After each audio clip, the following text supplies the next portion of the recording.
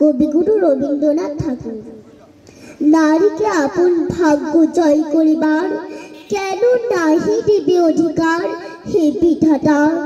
নত করি মাথা পথ প্রান্তে কেন রব জাগি, ক্লান্ত ধৈর্য প্রত্যাশার পূরণে লাগি।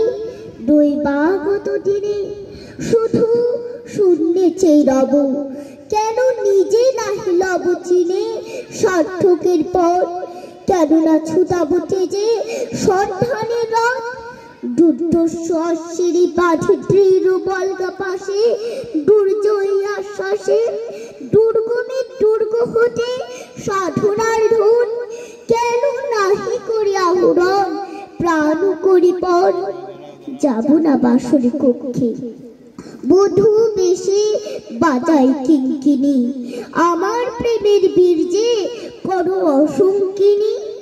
বীর হস্তে বড় মাল্য লব একদিন, সে লগ্ন কি একান্তে বিলীন।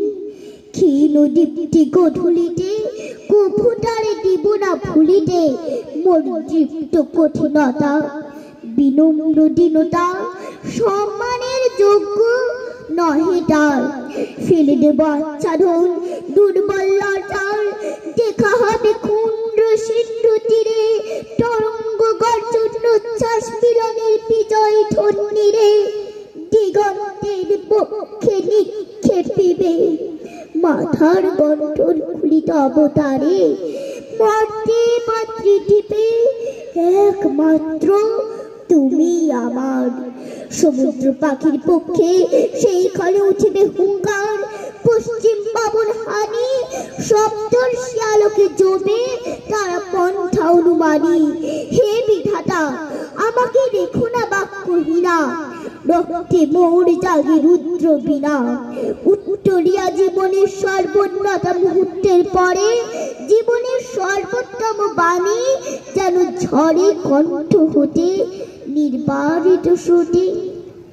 যাহা মোর অনির্বচনীয় তারে যেন চিত্র মাঝে পাই মোর প্রিয়। সময় ফুরাই যদি তবে তারপরে শান্ত হোক সে নিচ্ছর, নৈ শব্দের নিস্তব্ধ সাগরে। নমস্কার।